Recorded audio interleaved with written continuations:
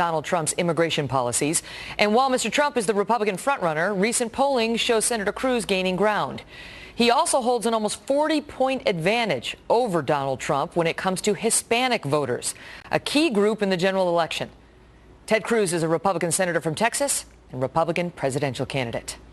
Good to see you tonight, Senator. So let's talk about immigration, because Mr. Trump made news last week when he started to unfold his plan. And you said, I love the plan. In fact, I actually authored almost all these same policies and introduced them in the Senate years ago, starting with this.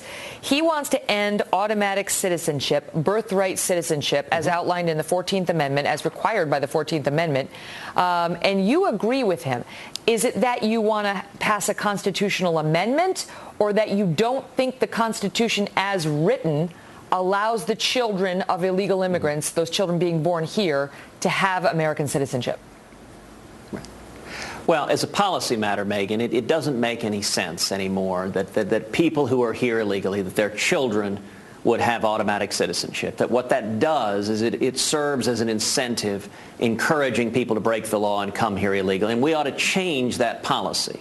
Now, as you noted, there is a legal dispute about the best means to do it. And there are serious legal scholars who argue that Congress could do it through statute, defining what it means to be subject to the jurisdiction, the language of the 14th Amendment. There are other serious constitutional scholars who argue the only way to change it is through a constitutional amendment. My view is we should pursue either or both, whichever is effective. What matters is that we should change the policy so we're not rewarding and incentivizing and encouraging more illegal immigration. But what do you think? Because in 2011, in an interview you gave, you came out and said, look, the 14th Amendment provides for birthright citizenship. I've looked at the legal arguments against it, and I'll tell you those arguments are not very good. As much as someone may dislike the policy, it's in the Constitution, and I don't like it when federal judges set aside the Constitution because of their policy preferences being different.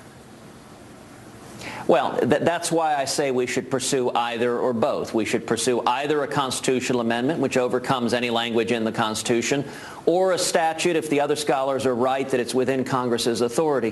What matters is the underlying policy. I'll ask you the same question that was asked here yesterday of Mr. Trump on Fox News, which is, if you had a husband and a wife who are illegal immigrants and they have two children who are here who are American citizens, would you deport all of them? Would you deport the American citizen children? So, Megyn, what I've said is that we should approach immigration in a staged manner. We should start with focusing on areas of bipartisan agreement. Where is there bipartisan agreement? On two major areas.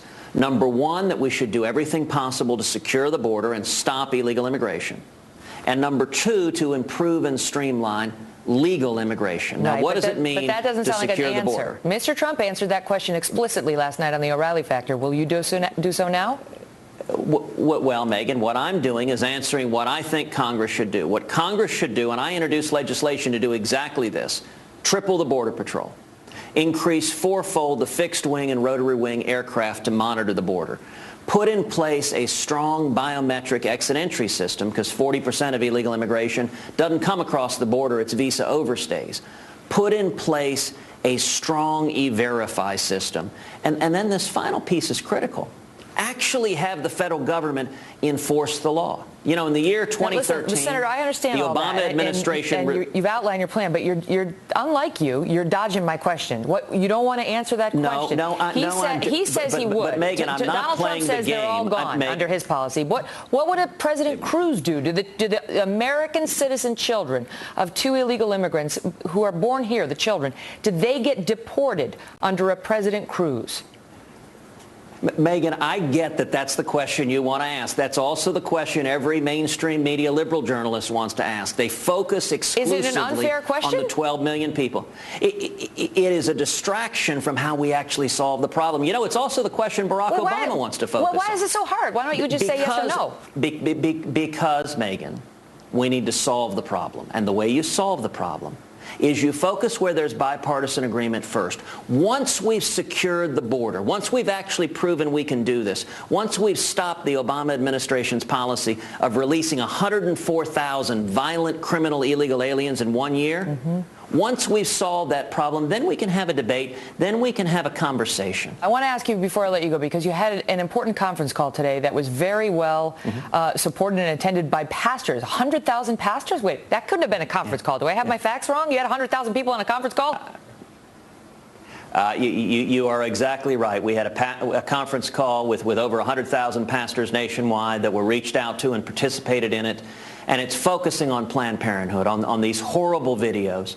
And really two things. One thing that I have pledged, if I'm elected president, on the very first day that I'm sworn into office, I will direct the Department of Justice to open an investigation into Planned Parenthood and to prosecute any and all criminal violation by that organization. These videos are horrifying. But number two, we need to defund Planned Parenthood. And with these pastors this afternoon, every penny of it. And with it makes no sense that your and my taxpayer dollars should be going to fund what appears to be an ongoing criminal enterprise. You know the argument. People say it does a lot of good, and that the part of Planned Parenthood that doesn't do abortions should continue to have funding.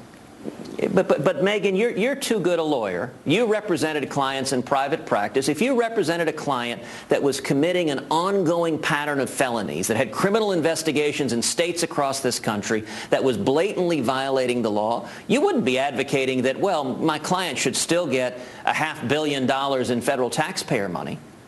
If you were representing any other client, your client would be going to jail. I had to do that. I know, that's why I got out of the law. I didn't like doing that kind of stuff. That's why you and I have both chosen different professions now. Senator, it's always great to see you. Thank you so much. Megyn, it's great to be with you, and I'll say we're seeing people all over the country going to tedcruz.org, contributing and signing up. It's really incredible. All the best to you. Thank you. Up next, Governor Chris Christie getting a lot of attention for what he had to say about the immigration plans of Senator Cruz and Mr. Trump. He's here live when we come back. Plus, new fallout for the GOP field as both Governor Scott Walker and Senator Rand Paul get hit for their comments